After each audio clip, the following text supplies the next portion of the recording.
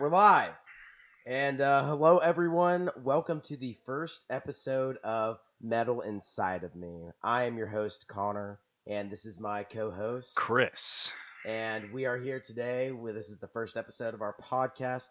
The point of our podcast is I realized that there are not a lot of metalheads who have metalhead friends to also talk about metal with extensively for people who are really into it.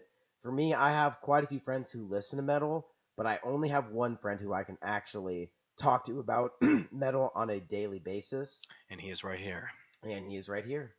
And so we wanted to make this podcast to make you guys feel like you're included on the conversation, to make you feel like you have friends who also listen to metal and you can talk to them about it with. So all of you will feel like you have two new friends, and Connor and I will feel exactly the same. Exactly. You guys can tweet us questions that we will answer and talk about if you want us to give our opinions on certain new albums that came out and anything like that. You can tweet us at our handle is Metal Inside Me, and our Instagram handle is Metal Inside Me, and our Reddit account is Metal Inside Me. Additionally, we will have an Amino account up in the next week or so feel free to come join the community there. I have no idea what that is, and that's why Chris is going to run it for me. So, some things we're going to talk about today are we're going to talk about the new Tool album, the new Slipknot album, and we're going to talk about me and Chris's concert experience this last week at the Slipknot concert in Atlanta, Georgia. It was only a few days ago. We're fresh off the freaking trip from that. And we have been waiting Chris has been waiting longer than me, and because he's been a Slipknot fan for longer than me, but I've been waiting almost 4 years now to finally see Slipknot live, and it was a dream come true. It was absolutely amazing. It's important to emphasize that the full lineup also included Behemoth, Gojira, and Volbeat. But anyway. We've been making jokes about Volbeat the entire time. Not because Volbeat is a bad band or anything. That lineup right there, Volbeat obviously doesn't fit very well, as they are very heavy bands, and Volbeat is... Yeah, you have Black and Death, you have what I'm going to call Tech Death, you have Slipknot, which just by notoriety's sake is Slipknot, and then you have Volbeat, which... You guys like John Wayne? It's Johnny Cash. Oh, man. Okay, but they play Johnny Cash songs and everything, and me and Chris have already seen Volbeat before. It's the only band we've seen twice. And when we saw Slipknot was coming to Atlanta, so at the time we were living in Chattanooga, going to college together, and now I live in Nashville, Chris lives in Chattanooga, so Atlanta was the perfect place. We knew we were going to see the concert there, and we saw the lineup, we were like, Behemoth, yes! Gojira, yes! Volbeat! Okay. All right. I mean, now I'll give it to Volbeat. They do a pretty good live performance. Yeah, something you have to say for all four of those bands is that the live performance was super tight. Yes, I agree. Obviously a live performance is not going to sound like a studio recording, but there was no deficit on anybody's part. Everybody did put on an excellent show. So yeah, I do agree with that. Before I saw Volbeat for the first time, I definitely did not think he was going to sound like he did live with the whole... Yeah, he has such an idiosyncratic voice. It's really impressive to actually hear him sing live. He's actually a really great vocalist. Mm-hmm. So now that we've covered our ass with making it seem like we're down with Volbeat. So, starting off with Slipknot, the new album. So I became a Slipknot fan after the Great Chapter had already come out, so I went a couple years without any new songs coming out. And Slipknot is my favorite band. They are the band that got me into metal, and so they've been my favorite band since then. And so we've been waiting years and years for a new song to come out, and then All Out Life drops. Right. On Halloween? Was it on Halloween? I think it was. I I don't remember. It was sometime October-ish. Yeah, I feel like it was some I specific date. I don't know. Anyway, we were in the gym when it dropped, or yeah, I was anyway. I was sitting there before a test actually, and I was listening to it nonstop. Right. Yeah. And anyway, so that song dropped. Absolutely loved it. Everyone was freaking out, saying how it was. Oh, it's so much like self-titled in Iowa. It is literally a great chapter song, though. Oh, absolutely. And I just want to make it clear to everybody who hasn't seen Slipknot on this current tour cycle that the the bridge of that song is far less cringy in person than it is on the studio recording. Yeah. In person, it really feels like Corey is rallying the troops. On the studio recording, Yeah. And so that song dropped, and I loved it. And we were sitting there waiting for the new album to come out, and we get our first single sometime this last spring, Unsainted. Really good. Yes, Yeah, I really absolutely good. loved it. I was very surprised that everybody was giving the band so much flack. They were like, "This is not Iowa levels of heavy." Da, da, da. I mean, it was pretty awesome. It was #1 trending on YouTube for a day, Yeah. which is pretty cool. And I mean, something the whole album does, but that Unsainted does in spades, is that catchy chorus is a fundamental part of what makes Slipknot awesome. Mm-hmm. I mean, even if you go all the way back to the self-titled record, I mean, the reason why Wait and Bleed is the standout is because that chorus hangs in your head. Oh yeah. Even if you think he's saying, I let the air rise up in me. Well, I always think he says Michelle instead of my shell. Yeah. Michelle, I wait and bleed. No, it's inside of Michelle, right? I'm waiting and bleeding inside of Michelle. I wait and bleed. Yeah. A lot of misheard Slipknot lyrics throughout the years. That's okay. Yeah.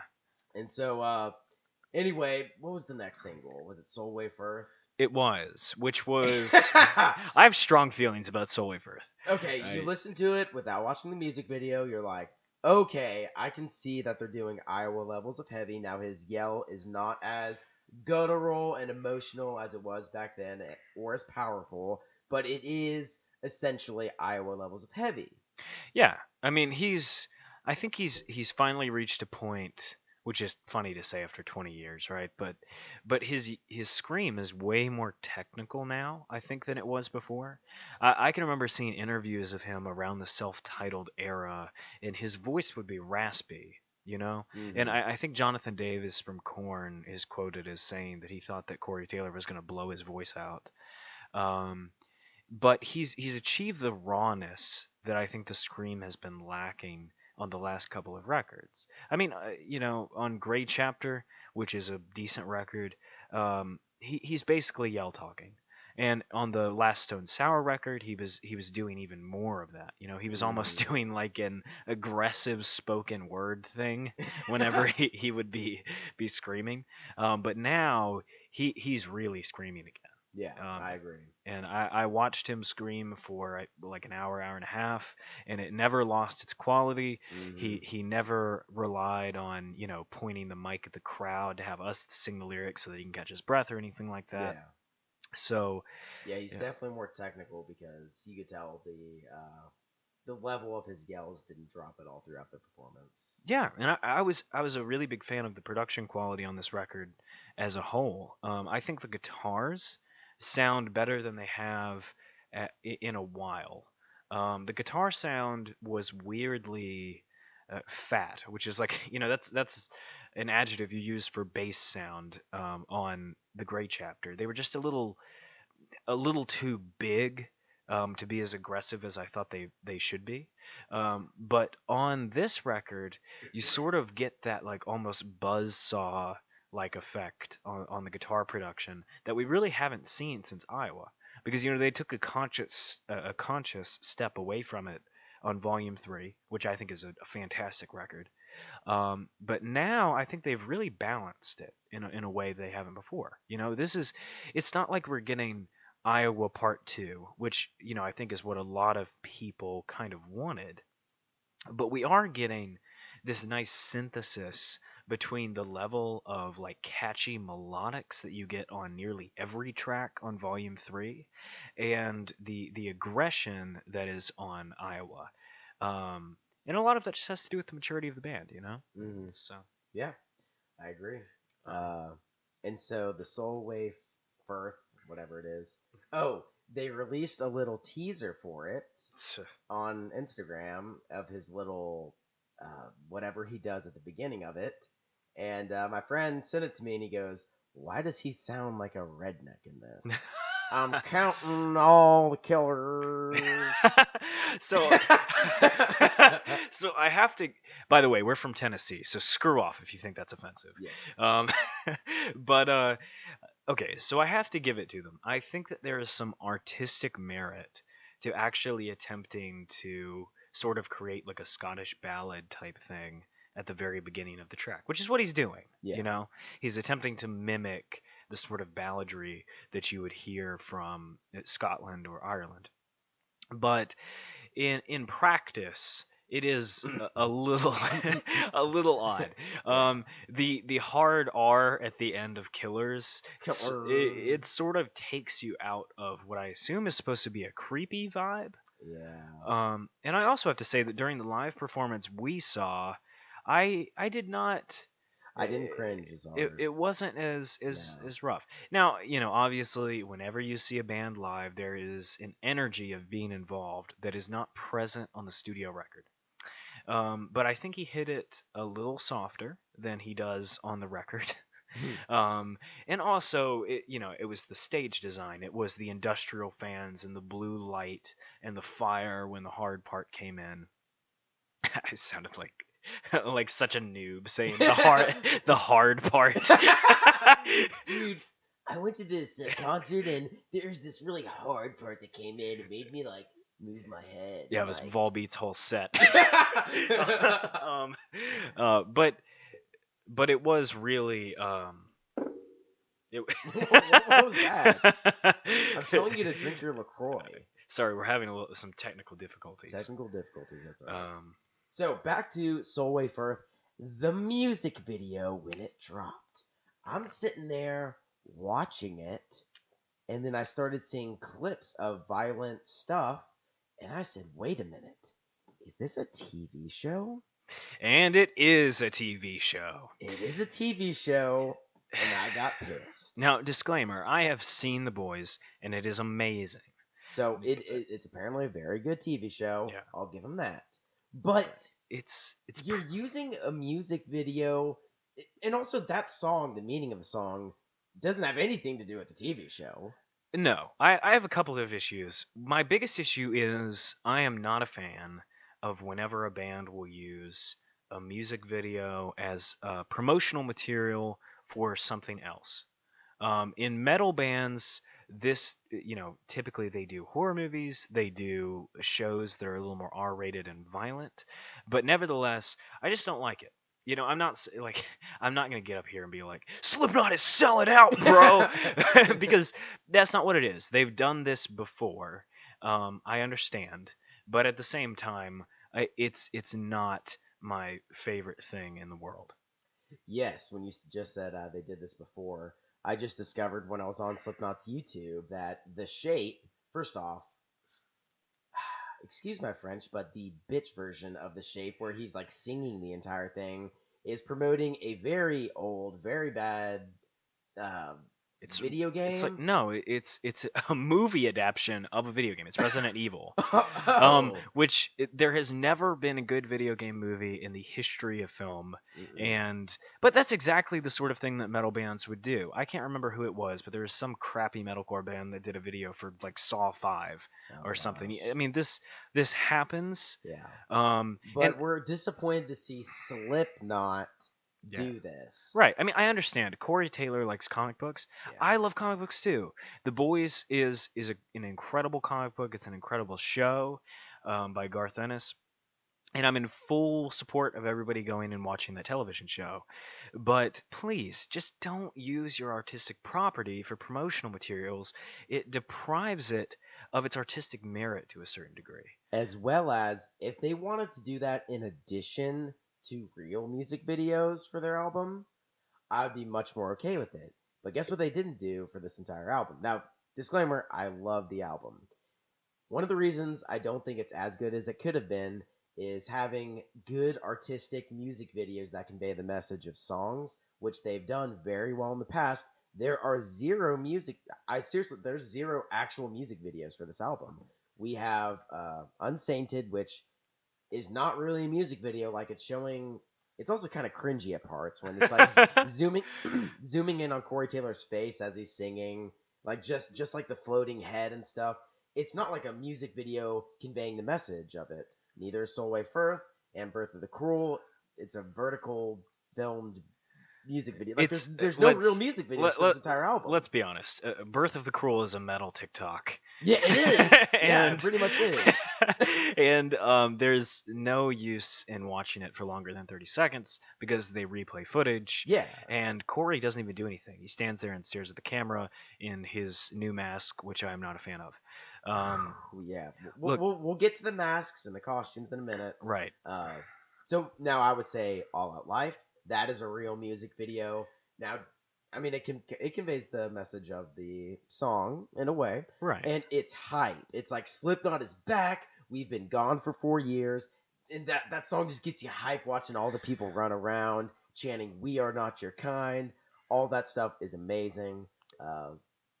But they don't have a music video to convey like one of the deep messages of the song. Like I would say Liar's Funeral needs a freaking music video. It does, because that song is amazing. Oh yeah. And I mean, I get it. There are going to be a lot of you listening to this who think that we're wrong about the Unsainted video, because it is a quote unquote proper music video. But basically what we're saying is that, the appeal of the Unsainted video is that none of us had seen the new costumes yet. The new masks, the new getup. We wanted to see Slipknot again. And that's great.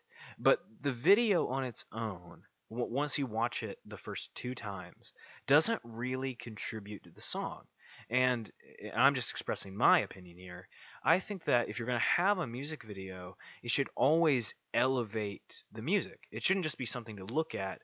It should be something that amplifies the experience of listening to the song.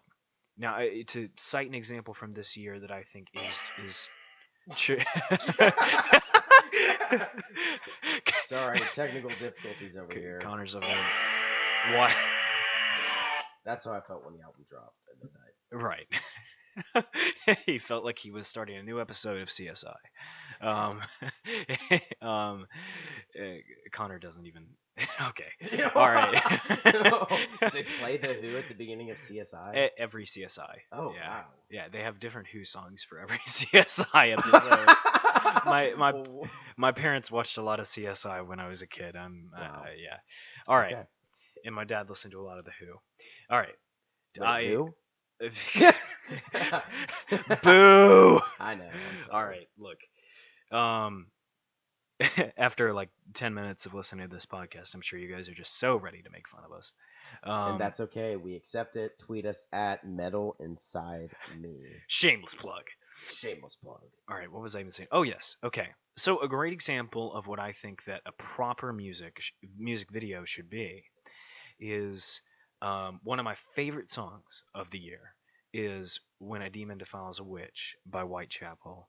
I thought that The Valley, that's one of my top 3 records of 2019. Amazing record. And I thought that the video for that song it might be my favorite music video of this whole year. I can't think of one that I like more than that. Yes, it absolutely does what I'm talking about. It amplifies the experience of listening to that song in a way that is extremely rare in a metal video.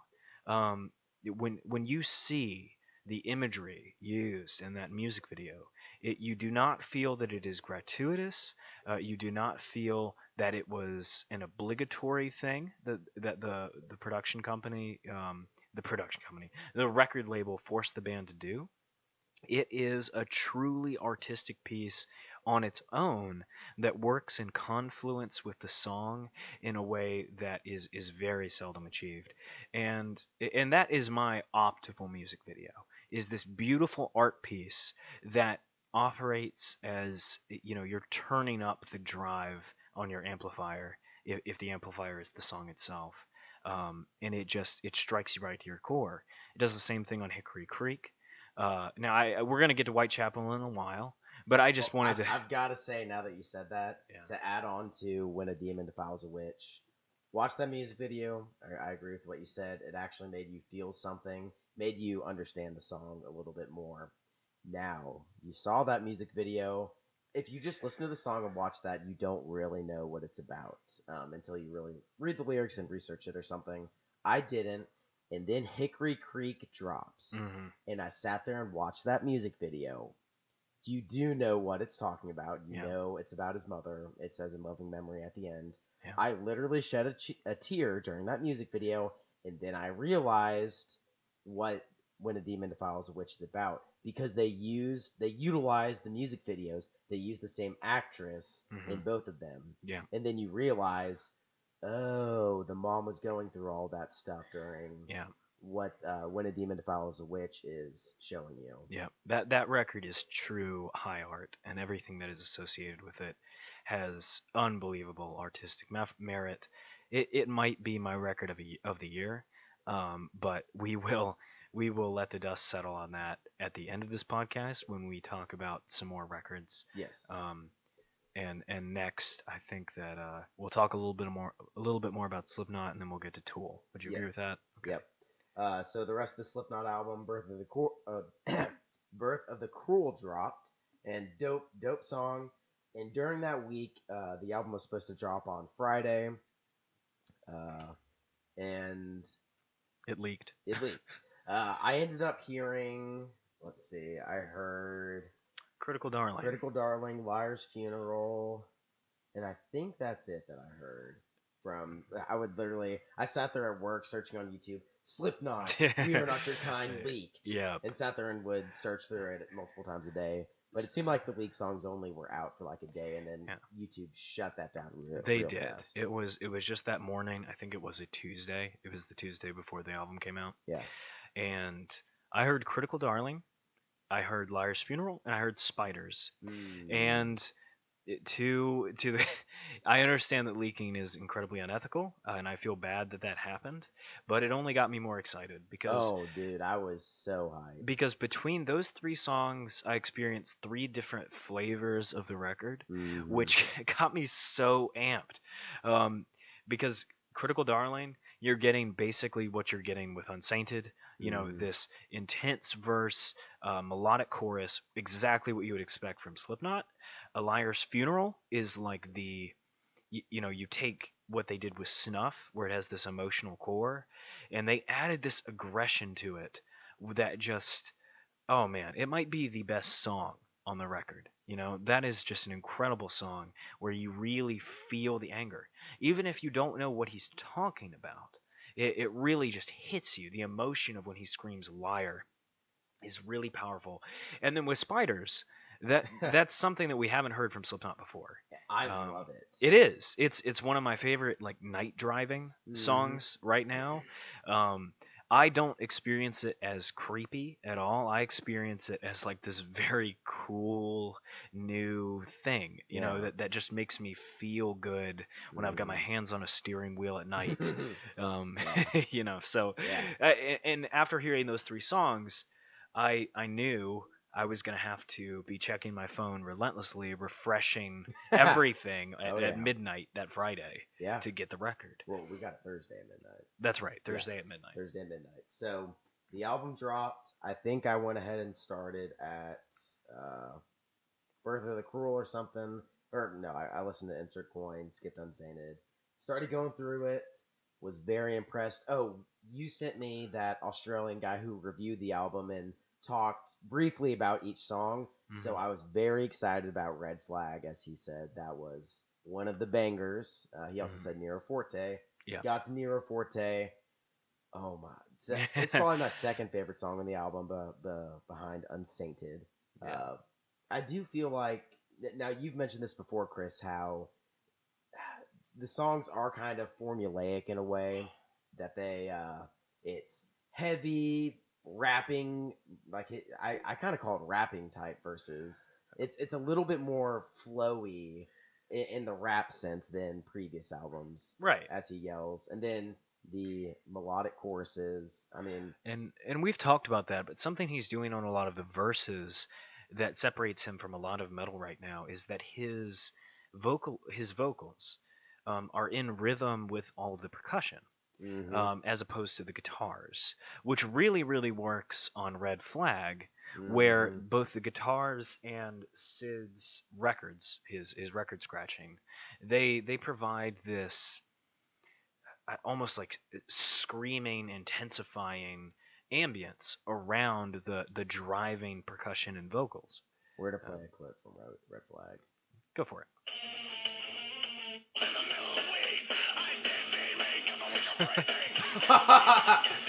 Oh my gosh.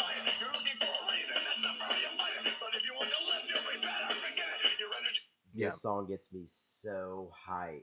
I mean, I really feel I can't think back to other Slipknot songs that are this like flowy and just da da da da da da da da. Yeah. With the yelling and everything. It's a banger. It is. So finishing throughout the album, my initial thoughts were, wow, I am impressed. I didn't think it was going to be this good. I was worried after All Out Life came out that this is going to be Grey Chapter Part 2. Right. I am not disappointed that this is not Iowa Part 2. I am very, very glad that they did with the album what they wanted to. They evolved the band in the way they wanted to go. Because, I mean, honestly, if they wanted to just do fan service, they would have made Iowa Part 2. Mm-hmm. They wouldn't have sang much. They knew after releasing Unsainted that people didn't exactly want that because they got a lot of flack. Because he sang in it. And I saw a bunch of stuff on Reddit about Corey Taylor commenting back to people, being like, you guys act like there's never been a melodic chorus before in Slipknot, and then names the zillion songs where there's a melodic chorus, because Corey Taylor he can sing very, very well. Yeah. As well as yelling. I mean, you even get that on Iowa with Left Behind. Yeah, that's true. So. You do. And then, I mean, Iowa's really the only exception where he doesn't sing much. Not as much, no. And Self-Titled, he sings in Wembley, but that's about it. But then the rest of the albums, lots of singing. Right, yeah. And, I mean, you know what it is that fans... It's like any sort of fan base. You want to be able to experience the same thing over again, and you just can't, you know? People want to go back to the first time they heard Iowa and feel those feelings again. But that's just not going to happen. Yeah. Just listen to Iowa again. It's not going to be the same, but Iowa is still Iowa. It hasn't gotten worse. Iowa and Self-Titled have aged incredibly well. And so just expose yourself to the new new metal. Yeah, expose yourself to the new metal. Which Korn is still doing somehow. They are. Yet they've really embraced just, all right, we're going to do our own sound. Which, you know, is great compared to frickin' Skrillex. You know, so... yeah. You want to go ahead and let's do this. Let's talk about the concert. The concert? Wait. Well, before we move on to talking about the concert, let's talk about or not talk about. Let's put some scores on the record. Yeah. You want to do it out of 5 or out of 10? We'll do it out of 5, and I give it a 4.5. I'm gonna give "We Are Not Your Kind" by Slipknot 4 out of 5. Okay, that's fair. Now, my score is obviously higher than yours. Slipknot's my favorite band. If they released shit, I would probably love it. Right.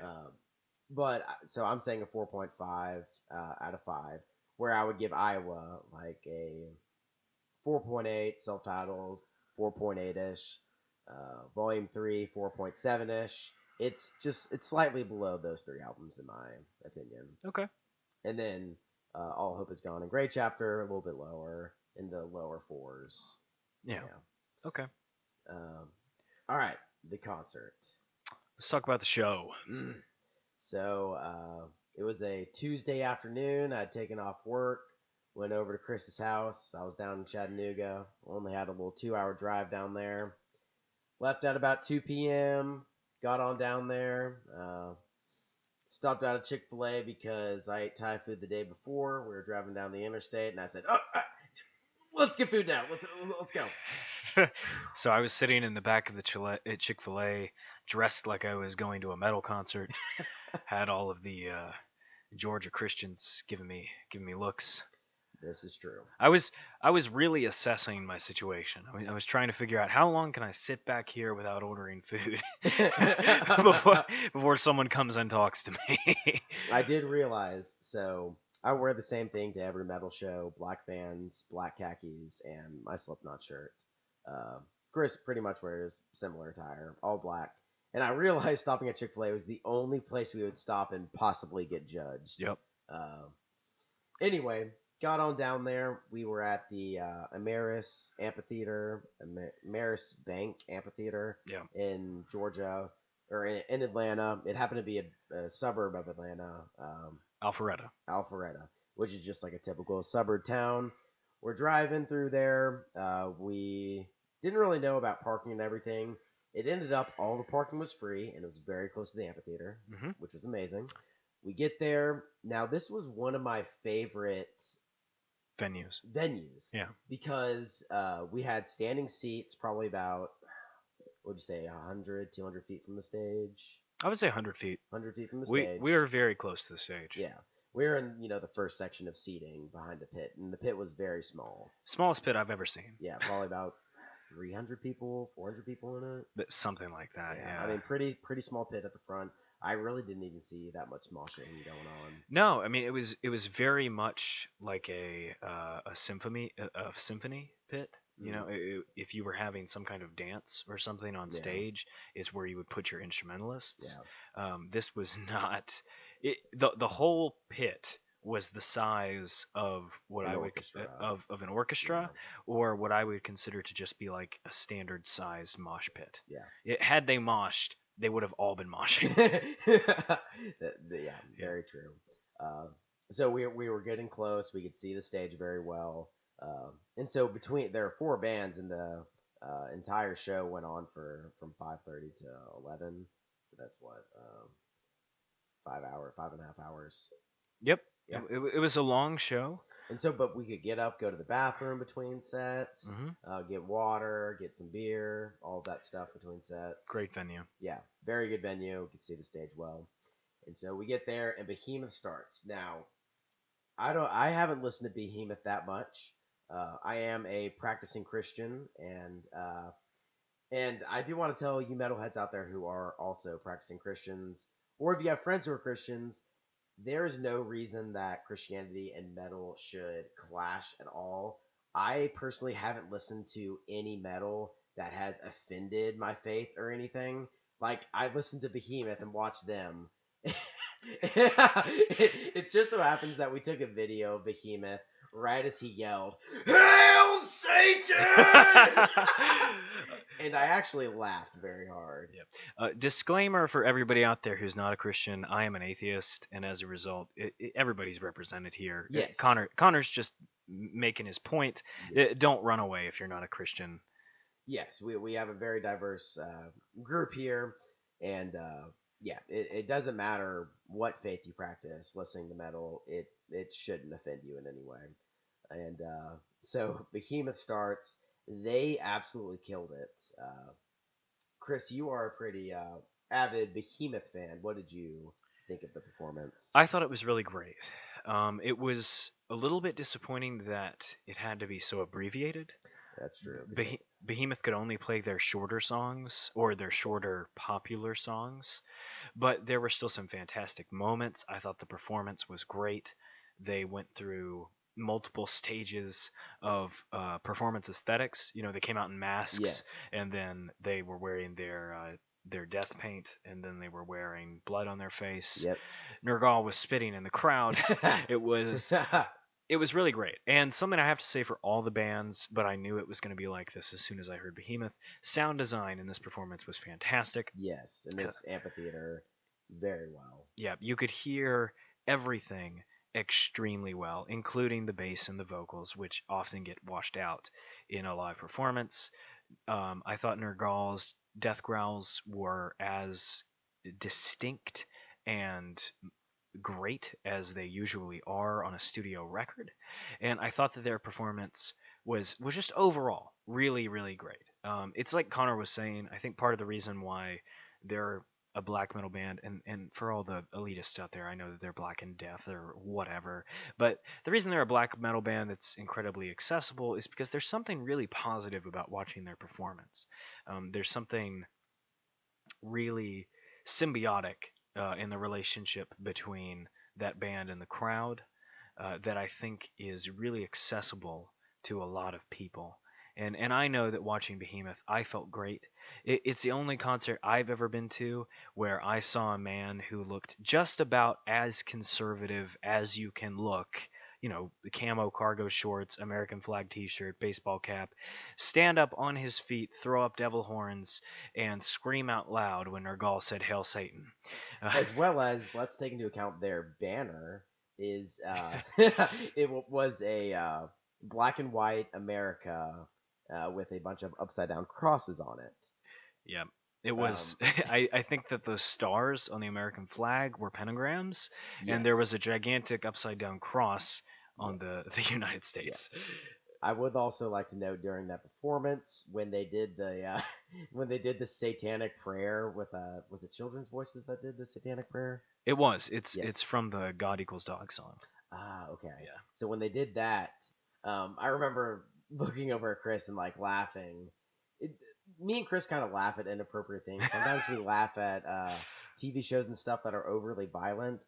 But the reason that made me laugh is like it's just like so ridiculous to see these guys up there who are obviously atheists to like be doing a satanic prayer in Atlanta, Georgia during the daytime.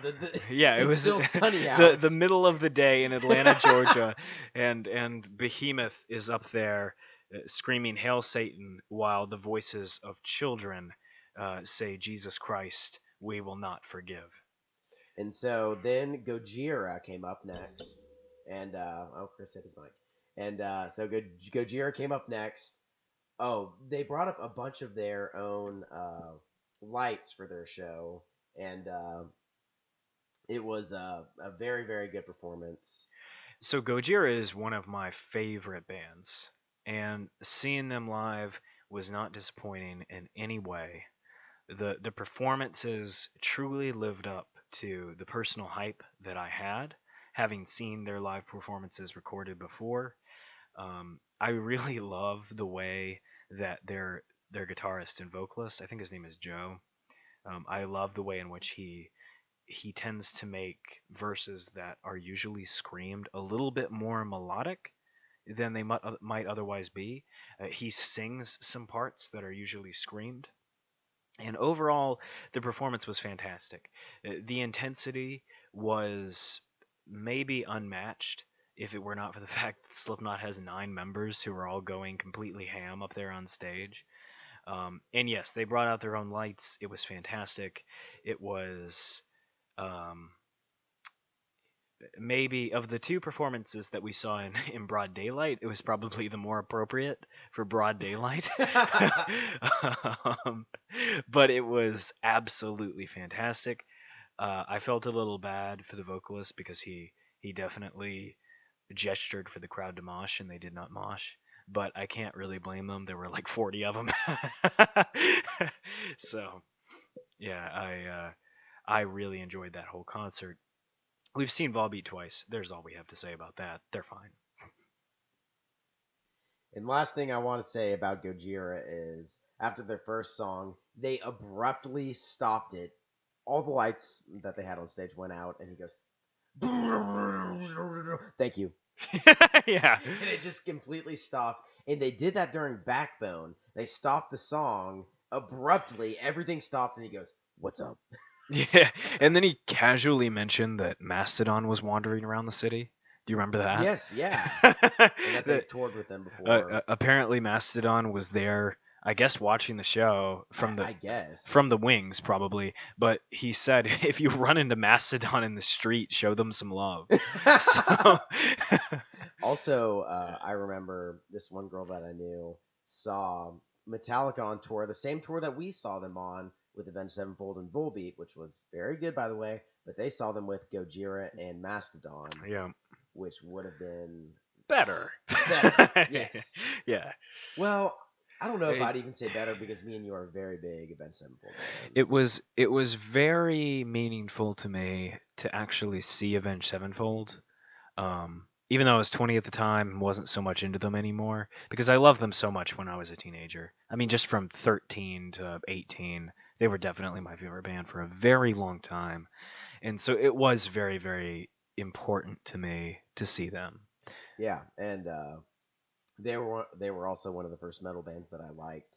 And it just so happened, so Metallica, Avenged Sevenfold, Volbeat, that was me and Chris's first metal concert. Well, it wasn't Chris's first metal concert. No, Chris, no, no, no, no, no, who did you no. see live years before that? Okay, all right. So way back when I was a litlin, when I was when I was about 12 years old, I went to a Christian concert which was headlined by the glorious, the infamous, the unmatched Skillet. You're better than drugs. Your love is like wine. Oh my gosh! By the way, that new Skillet album is trash. I mean, everything they've done is trash, but it's getting worse. Now hold up. I've heard a few Skillet songs that are okay. Okay, so Honestly, it gets really bad when I'm not trying to be mean. He brung his wife into it to also sing vocals. yeah, so all right, some of this earlier stuff they did demonstrated that they were a competent band. Mm-hmm. But it's just, man, they're like Christian Nickelback. There isn't really any other way to put it. Or you know what? A better comparison I think is Creed, because we've seen through Alter Bridge and even in some of Creed's stuff that the instrumentalists in that band Very capable. are really talented. But what is his name? Like Mike Tremonti, I think, is the guitarist. That guy's great. But and it's the same way with Skillet. They have, it's not that they can't write music because they can. It's just very, very cheap. And like Corey Taylor said that Nickelback is the KFC of rock, right? Well, it's like, I mean, since they're since they're Christian Nickelback, it's as if Skillet is the Chick-fil-A of rock, That's not a good comparison because Chick-fil-A is amazing. Okay, that's true. Now KFC, I don't think I've ever had KFC. Now the Well. comparison that he made was KFC. You go there to get fried chicken. You don't go there to get good fried chicken. Yeah. Nickelback, you go there to get rock. You don't go there to get good rock. Right. Yeah.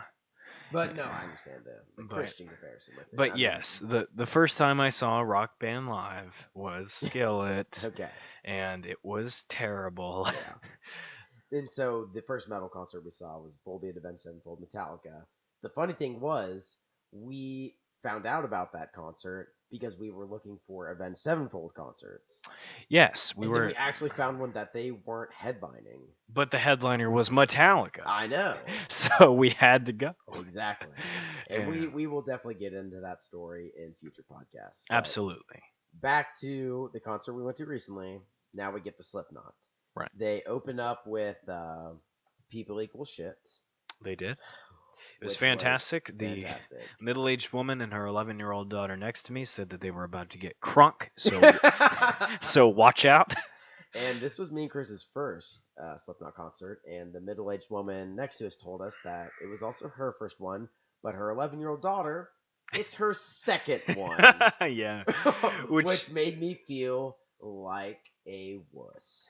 Because that means she saw them when she was like 7 or 8 years Exactly. old. Yeah. It was... She was also getting into the aisle of the arena and just freaking going crazy. You guys out there listening to this, you're metalheads, so this is something I know all of you understand. If you've been to any live show ever, is there's something so endearing about the diversity of a metal crowd. Mhm. You know, you have people of all ages and all races. I mean, maybe not in Georgia, but I mean, um, but you have people of all ages and all races coming together for this music, and it just makes you feel warm inside.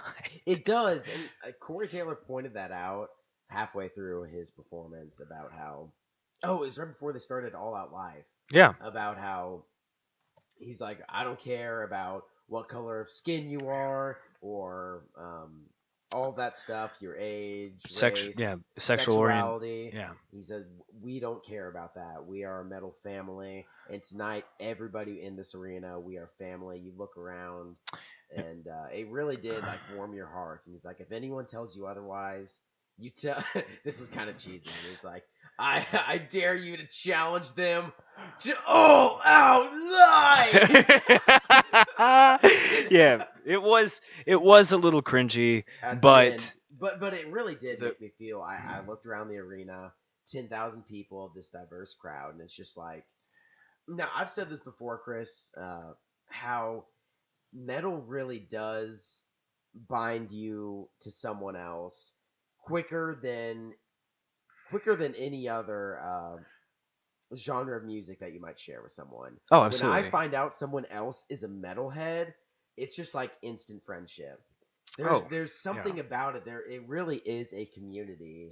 Um, I really don't know how to put it. No, it's absolutely true. And I know that all of you guys out there can totally relate with this. You're walking down the street, you see somebody with an Avenged Sevenfold t-shirt on. You see some girl with a friggin' Pierce the Veil t-shirt on, and all of a sudden, that person is like a pixie dream girl to you. Yeah, You were sure. like, I have got to go talk to that person. Because it's, oh man, it bonds us together in a way that a lot of other things don't. And pop music by comparison, and we're not trying to make fun of pop music by any means on this very first episode, but pop music by definition can't do that. Yeah. You know, because Yeah. it's popular music. It's for everybody, Yeah. and so there's nothing inherently in the music that creates a group. Mhm.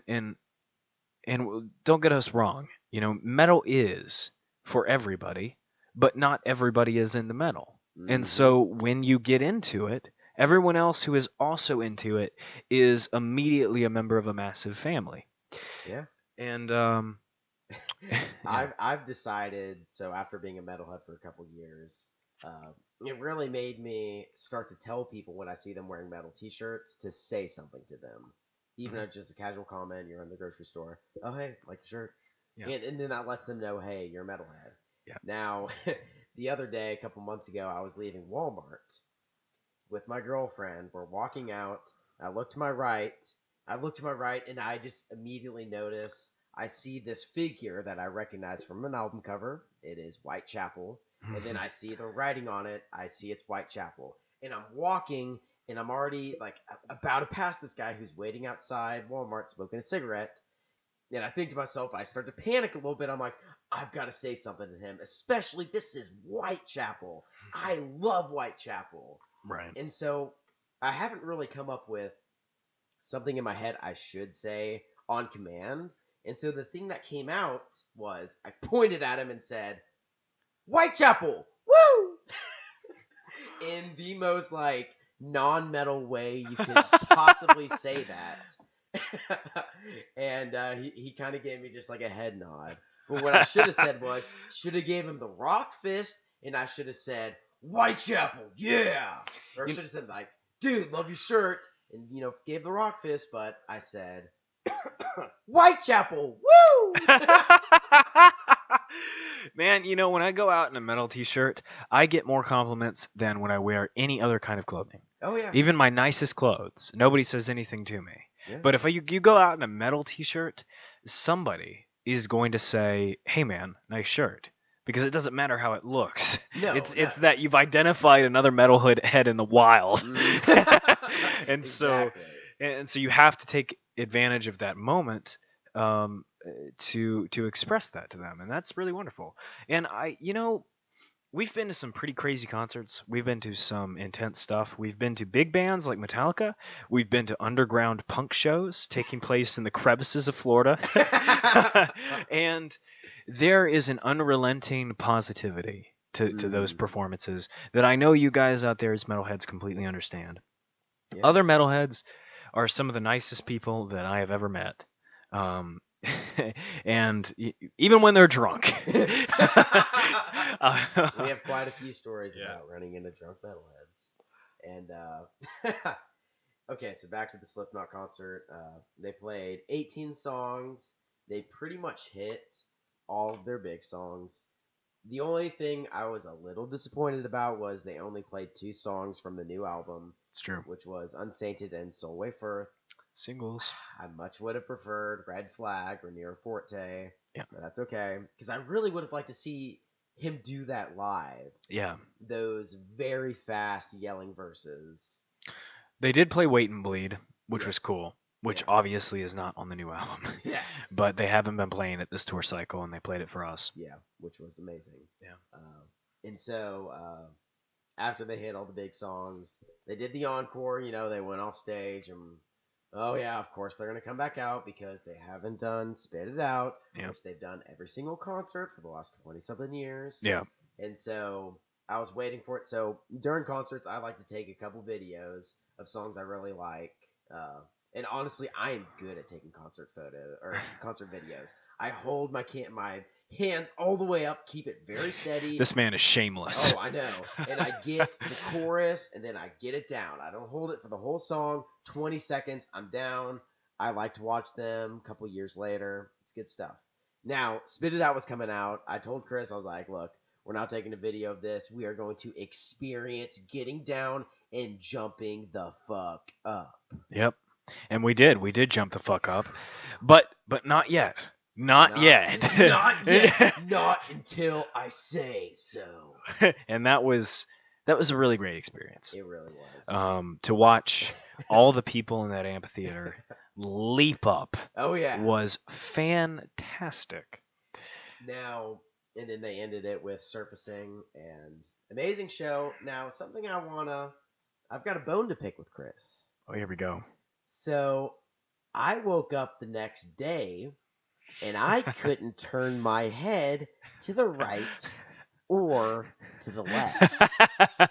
Now, that is because during the entire performance, I was headbanging as hard as I could. Now, I talked to Chris earlier today, and I said, hey, Chris, was your neck sore after the concert? And what did you say, Chris? I said, no, Connor, it wasn't. Now, why wasn't it? Because you have improper headbanging technique. I think you're just not headbanging as hard as me. Now, you listeners, listen up here. I was headbanging so hard and so low that during one of the first Slipknot songs, I drilled my head on the seat that was lower than waist level to me. Guys, I have a bruise on my forehead. This man is so brutal that he headbanged his forehead into a metal folding chair during the first 30 seconds of the concert. I got up and, it's very loud music. I turned to Chris, pointing at my face, and I'm like, is it bleeding? Is it bleeding? This guy, he has what looks like a skittle under his skin because the welt is already swelling up. But the question he asked me was, is it bleeding? So I said, no, man, you're good. And he went right back to it. Back to it. Look, 2 days after the concert, Chris, I'm still a little bit sore. It is Friday. The concert was on Tuesday. All right. Since you're going to get at me like this, I actually take issue with your headbanging form. This man... All right, give it to me. This man, in between two rows of folding chairs, he jumps around like he is the hype man at a rap concert. Okay? Right. I'm standing there. I have one hand on the chair in front of me. I'm banging my head. I'm feeling my hair sway back and forth. And this guy is just swinging his hands around, not like a punk rocker, not like he's slam dancing, No, I'm not slam dancing. but like he's a hype man. Mm-hmm. And you know what? Metal concerts don't have hype men for a reason, Connor. And I also just think that you have a weak little pathetic neck. Okay, now, was I thrashing about during the other bands as much? And do I do that at... Have you seen this type of behavior at other concerts? Because I feel like the way I acted during Slipknot, I kind of realized it was a little bit unique. Because I love them so much, I had to move my body in whatever way it wanted to. Unique is a good word. Okay. Now, would you say the way I acted during Slipknot's performance was a little different than what you've seen at previous concerts? No, you were okay. Disclaimer: I'm not making fun of Connor in any way that I mean. You do move in a way that is not. It doesn't conform to metal convention. Okay. but I don't think there's anything wrong with that, and I think that in the overall context of the concert, you were fine. I mean, this guy banged his head into metal in the name of metal. Like, is there anything more brutal than that? You know? Now, I have found that I do have a problem with headbanging too much during concerts, to where... Now, I'll have you watch me during the next concert, but recently me and Chris went to 2 concerts back-to-back nights, and I told him repeatedly, hey, you need to make sure I don't headbang too much during the first concert, or else I won't be able to move my neck the second concert. Right. And we did. We abided by those rules, and during the second concert, I threw out my neck. Yep. And so, but this is a constant issue. Every night, every morning after a metal concert, it's incredibly sore. These are real metalhead problems right here. These are real metalhead problems. Now, tweet us if you also have the same problem. Yeah. Please, let Metal Inside Me. Let us know about your very worst metal hangovers. Now, my calves were very sore after the Slipknot concert as well. Yeah. Now, to this man's credit, he managed to preserve the stability of his neck at a Meshuggah concert where I got stiff-armed and hit the floor and tasted beer, blood, and sweat all in one swing. So this is true. This is the first concert that me and you actually moshed in. That's true. I had to mosh during Bleed. Yes. And then, of course, at the next day, we went to go see Architects, which was amazing. And Thy Art is Murder. And Thy Art is Murder. And that was a 2-hour mosh.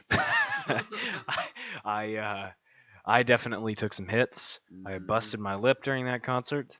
And also, what I was very surprised about was Architects is a very big band. And when they came here to Nashville, they went to an incredibly small venue. So small. I mean, it's pretty much like a bar. Oh, very much. And, yeah. I mean, what do you think? 300 people? 400? I have no idea, but it was definitely an incredibly small room. And it was a rectangular room where they were in the stage was in the small end of the rectangle. Right. So, long going back, we were in the very front. Yeah. And I realized why they went to such a small venue. They said this is the very first time they came to Nashville. Right. And that makes sense. Oh, man, that was crazy, though. But I'm so glad we got to see Architects and Thy Art in that kind of environment. It was amazing. Thy Art is playing with Cannibal Corpse in huge arenas right now. Yeah, they are. We're not going to get to see them in that kind of... Oh, no. Again. That was the most intimate, big concert that we'll ever go to. Yeah. The other opener was While She Sleeps, the vocalist of which stood on my shoulders because we were in the very front row. And this man came over the banister and grabbed my hand, which was thrust up in the air in a metal fist, horns up. And I said, oh, okay, I guess he's just, holding my fist for solidarity. And then his combat boot came down on my collarbone, and I said, oh, okay, all right, maybe he's trying to kill me. And then his other combat boot came down on my collarbone, and I said, I see. I'm a ladder for this man now, and that was actually pretty amazing. And he did it twice because he tried to do it with someone else, and they collapsed beneath him. So we said, "All right, I'll go back to this guy." So I had the vocalist of While She Sleeps. I'm sorry, I forget his name. He was on my shoulders twice. That record was pretty good too. So what? 2019, fantastic. Go check it out. And so overall, Chris, the Slipknot concert, what do you rate it? Scale of 5 again? Yeah, we'll go scale 5. I'm gonna give that concert a 4.35 out of 5. Okay. I'm gonna give it a 4.7. Okay. Yeah. That's completely understandable. Yes. And just for Connor's reference, the Architects concert in which we were in a tiny venue with a massive band that I love dearly was a perfect 5 out of 5. Okay. So that's Now I would say that one was I gave Slipknot a 4.7 out of 5. I'd give that one a 4.6. Okay. And I'd give the Metallica concert probably a 4.8. Yeah. Yeah. It's just, I understand that was an incredible. It's an incredibly unique experience that for anybody is incredibly rare. Yes. To have a few bands that you love so much, especially Thy Art and Architects, which I know both of us are fans of. Yeah. In such a small venue. Yeah. To the point where you could reach out and touch them, and in some cases they reached out and touched us. That was amazing. Yeah. So that's my perfect 5 out of 5 in a live performance.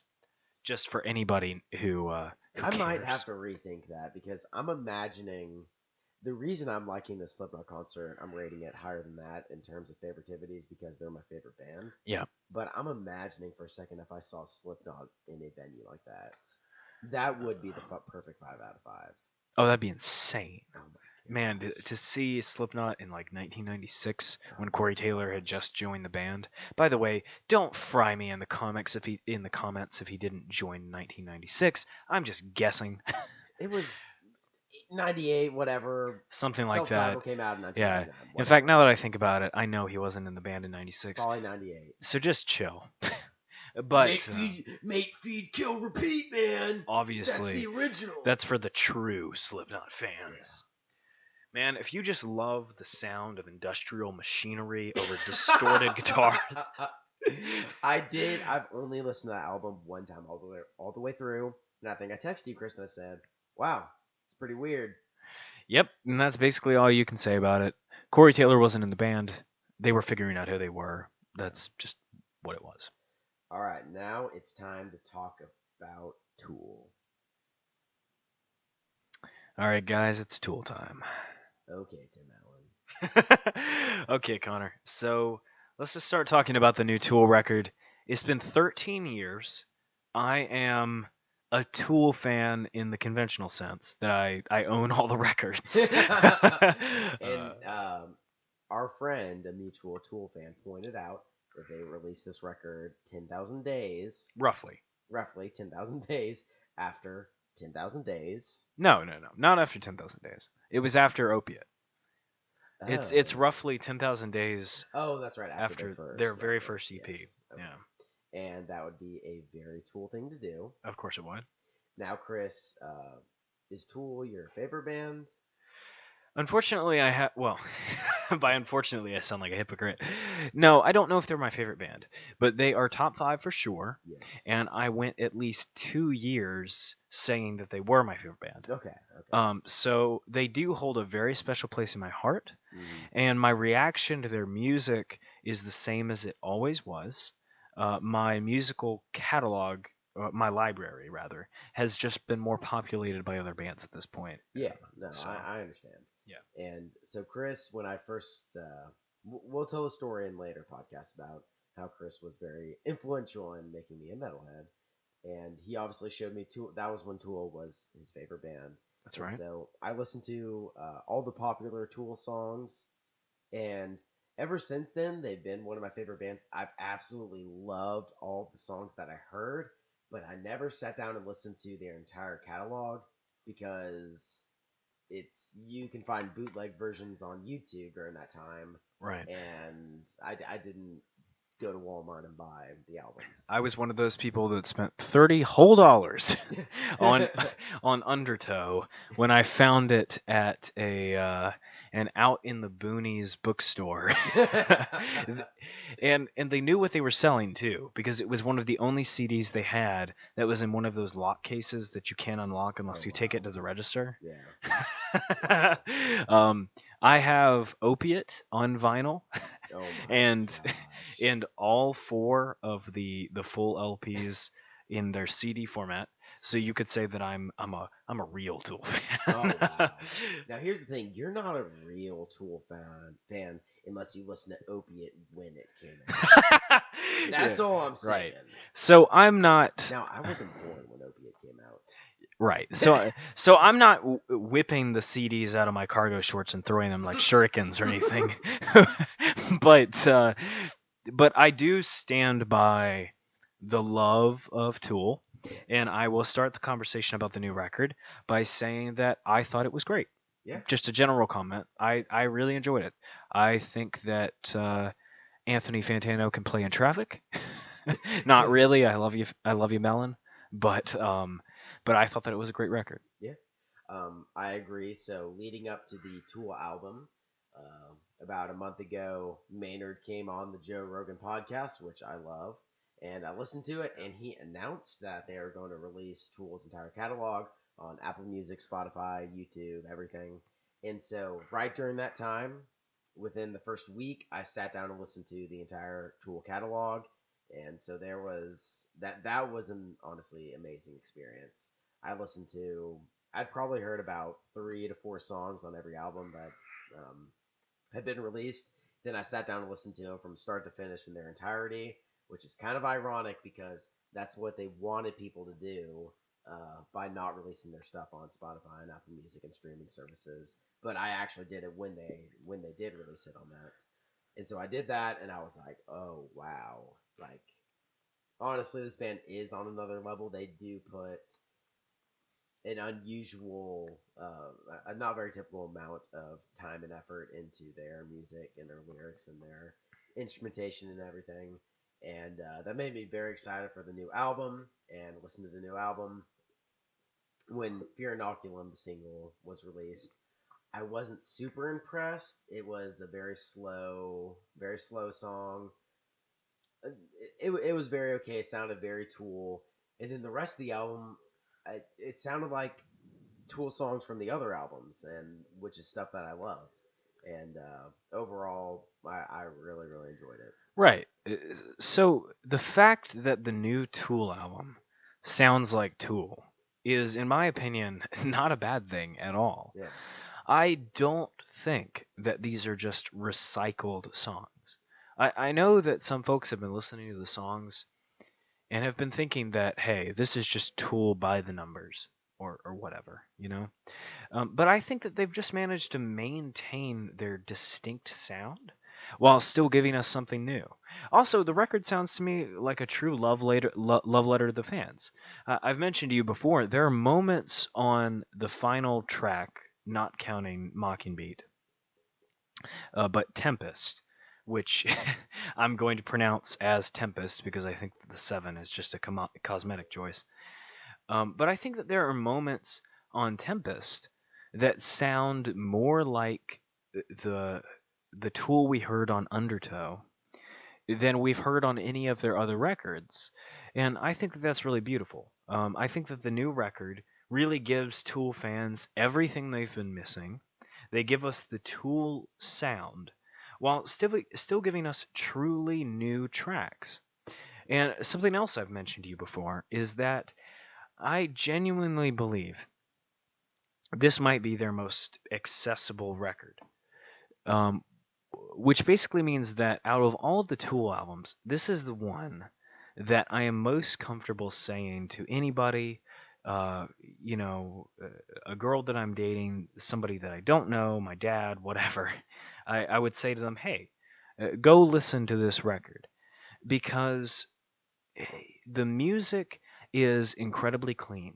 The production is this icy, beautiful, well done production. I mean, they sound better than maybe they ever have just in production terms.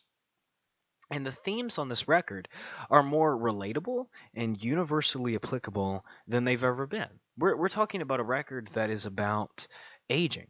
It's about attempting to stay relevant in a time when you're getting older and when you know that the things that make you who you are beginning to fade away. These are themes that are most explicitly expressed on the track Invincible, which is one of the best tracks on the record. And I think that by virtue of that alone, if you tell somebody, hey, this is a meditation on what it's like to get older and cope with that, I think it makes it incredibly accessible. And yes, there is a formulaic nature to this record, and they were preparing us for that with the Fear Inoculum single, in that the songs build for quite a bit, and then there are payoffs, and they build, and then there's a payoff, and then there is a greater build that goes on for longer and builds for a much longer period of time, and then there is a more explosive payoff. I think that the most express example of this is the track Descending, where you get a build and a payoff, a build and a payoff, and then this very long build, which I love, and then this incredible payoff with this guitar riff that was teased on Adam Jones's Instagram that then perfectly bends into a couple of other variations on that riff, the final of which actually reminds me of The Pot, which I think is one of the best songs they've ever put out. And so, yeah, I'm very, very happy with this record. And I'm curious to hear what you think about it a little more in depth. Yeah. So honestly, I've only had time to listen to the entire album one time all the way through, and then listen to a couple songs. The second time, Invincible and Tempest. Tempest were the ones that stood out as very good songs. Seven Empest. Um, one thing I just remembered about Tool that is really funny is one of my favorite songs is Schism. And so a lot of times when I listen to songs in general, lyrics don't really stand out, or I don't really understand the lyrics when I listen to it the first time. But whenever I listen to Schism, there's the lyric that says, "I've done the math." You're like, no kidding. I'm like, no kidding. Yeah. Which, if you guys don't know, this album is all about math. That's Lateralis. Yes. Organized around the Fibonacci sequence. I literally like laugh in my car when I hear that lyric. Right. And but they handle things like that very gracefully. Yes. I mean, it would be incredibly pretentious if Tool themselves were like, guys, we wrote an album around the fucking Fibonacci sequence. Yeah, exactly. But they don't do that. It's the same thing with what our friend pointed out to us about the release date of this album. It's roughly 10,000 days, but it would be very douchey if Adam Jones got on his Instagram and was like, hey guys, it's been about 10,000 days. Yeah, exactly. But they don't do that. They make the art, and then their incredibly devoted fan base figures these things out, and it's wonderful. Yeah. And one thing I agree with what you said earlier was this album is something you could show to pretty much anybody, even if they're not metal fans. Recently, I had a run-in with a guy at work who was asking about metal and wanted a band recommendation. I recommended Tool as an initial one. I didn't give him a specific song to listen to, but Tool is very accessible. And then another example of this is I was showing Tool to a couple of people who don't listen to metal in the car the other day, and one of them was like, "This is not metal," and I was like, "Yes. This is metal. Let me explain how prog metal is." That's the most prog metal thing you can say. Is it's metal. Trust me. It's metal. Trust me. Yeah. I've done the math. Until you have masturbated to the contortionist, you are not on my level. And final thoughts that I have about Tool is me, Chris, and a couple of our friends are in a group message. And when Tool's entire catalog was released on Apple Music and everything, all of us, besides Chris, hadn't really listened to the entire catalog. All of us did. and they were they were sending in our favorite songs, and everyone was sending in Schism and Vicarious and everything. And I sent in mine. I was like Schism, Vicarious, and then for my third pick, I said Wings for Marie Part 1, and then 10,000 Days Wings for Marie Part 2, which is the most Tool pick you could do, the most Right. pretentious. It's like, oh, it's just yeah, build. I like a 20-minute song for a final 30-second payoff. But the build is just incredible. Oh yeah. But yeah, I mean, Tool's an incredible band. If you're Inoculum, it did not disappoint at all. Yep. The performances on that record are so tight too. Yeah, Maynard hits those melodies so perfectly. mm. There are melodies on that record such as on Calling Voices, which are just absolutely haunting. The chorus of Fear Inoculum is such a payoff for all the build. I know you found that record just a little bit boring. Not the record, but that single just a little bit boring. But in my opinion, the chorus of Fear Inoculum makes all of the building absolutely worth it. Yeah. And when you listen to it into the context of the whole record, Yeah. where you get those final guitar riffs at the very end that are these heavy pounding triplets, quadruplets. I don't know. I haven't counted them. And then it goes into Pneuma. I think Pneuma's the second track. Penunia. It's Greek for spirit, Connor. I'm sorry. Let me back up. That all just works very, very well for me. Yeah. I think that all of the payoffs are in the right places.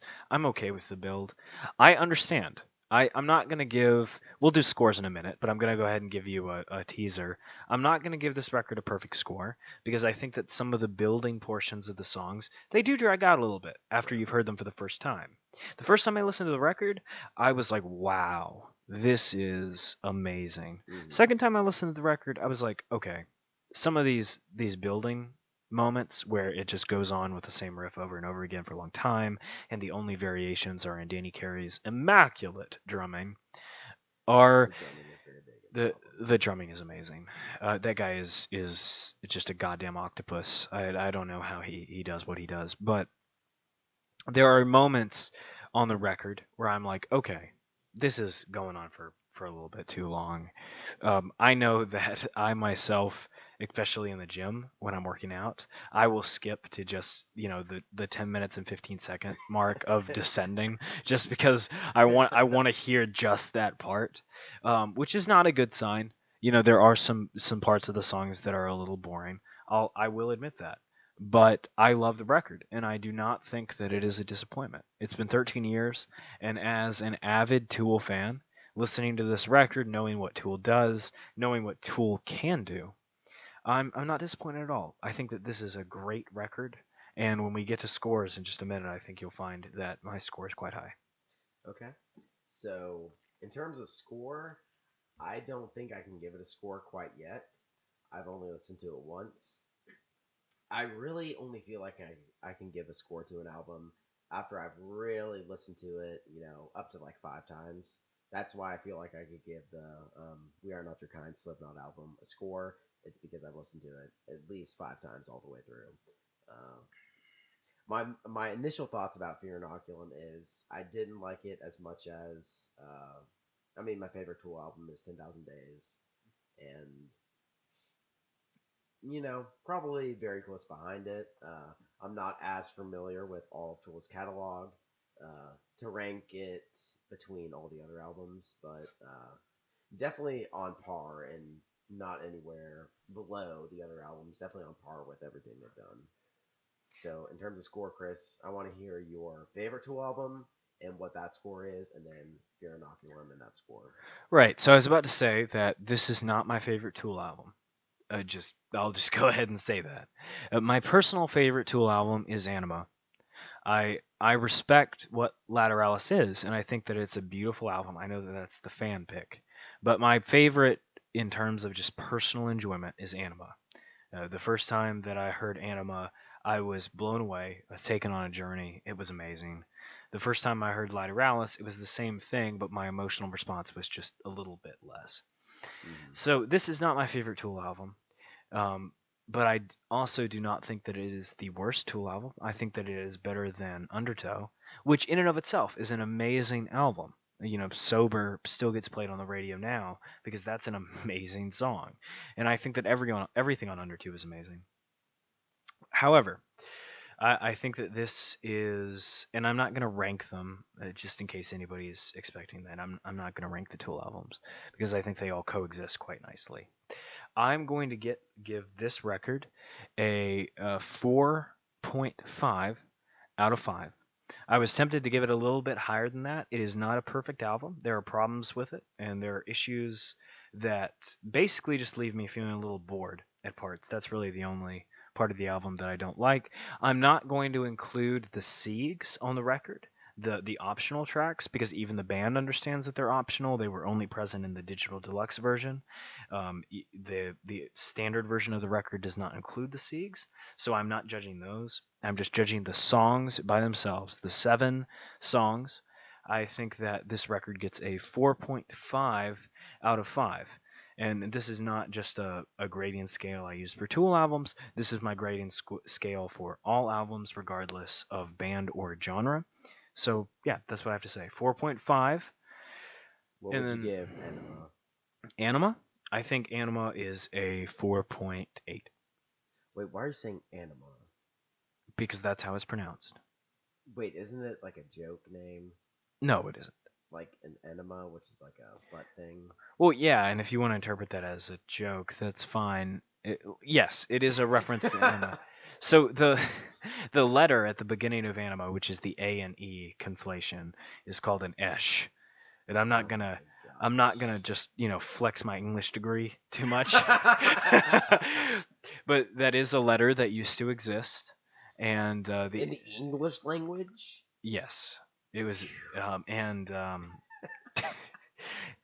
it creates. You Tool elitists out there who are nutting right now. No, what Chris is saying. I will admit the esh sound actually creates an ah sound. Now, at this point, everybody is like, "What is this podcast?" But yes, Chris has a degree in English. I do have a degree in English. I have a minor in Tool. All right, listen. The Anima, you guys already know this if you're Tool fans. If you don't, it's mostly a reference to Carl Jung and his ideas. I am not going to explain that shit right now on the podcast, but and it is also a bit of a joke in that they are sort of forcing those ideas up your ass, like an enema, excuse me, which is the same joke that Blink-182 used on their record "Enema of the State," But yeah, it's to me it's more Carl Jung than it is crude joke. Even though I know that at that stage of their career, they were still making jokes about, like, they have a song called Stinkfist. So come on. And Hooker with Penis. Yes, even though that song is about much more than let's calm down the Tool elitism right now. All right. Okay. The point is, I give it a 4.5 out of 5. I think that it is better than Undertow. Hold up. Enema compared to Fear Inoculum, what'd you get the score out of 5? Oh, I think that Enema is 0.3 better. Wait, 0.3. So you give it a 4.8. I give Enema a 4.8. I don't give any of the Tool records a perfect 5 out of 5. Okay. And I don't know if I'd give any record a 5 out of 5. Yeah. But maybe one day. Maybe one day. Yeah. And so that about wraps up our very first podcast. So you guys, if you want us to answer your questions or anything on future podcasts, tweet us at Metal Inside Me or direct message us on Instagram at Metal Inside Me. On our Instagram page, we got a bunch of memes going on. That's just kind of what we do. And for you kids that are stealing our memes. So we do have someone who's been stealing our memes, and we're thinking of retaliation right now. And they run metal pages. This person runs metal pages where all of their memes are stolen from other pages. They even steal it with their watermarks. Just no shame. No shame whatsoever. Now let me tell you this: I've been a Redditor for I think 2 years now. Predominantly, all the memes I make make are metal memes, and I always use original content. I don't steal memes. That's just so pointless. We Chris will text me ideas, or I will think of ideas on my own, and I sit there in Snapchat and I make the meme and I post it. I don't steal other people's memes, and all of the memes that you will see on our page are 100% original. We are nothing but authentic memes. Exactly.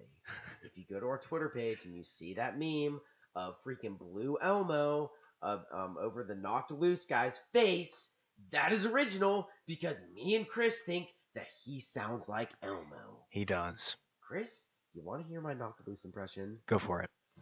1 by 1! Counting worms! I'm counting worms! We love Knocked Loose, by the I way. really do like Knocked But Loose. he- Their newer album, or their newest album, is pretty good. Death metal influences on the thing. Absolutely great. Yes, it's very good. But unfortunately, especially during live performances, I feel like he sounds even like higher during live performances. He sounds like a dog mixed with Elmo. Everybody get on the stage! On the stage! I want to see you guys mosh! Yeah. So Knocked Loose, amazing. Yeah. But don't steal our memes. Don't you dare steal our memes or else we'll come after you. And anyway, Tool album, great. Me and Chris are very much looking forward to them announcing a tour and going to see them soon. That's absolutely right. I would love to see a Knocked Loose show. Yeah. And... Wait, no, Tool.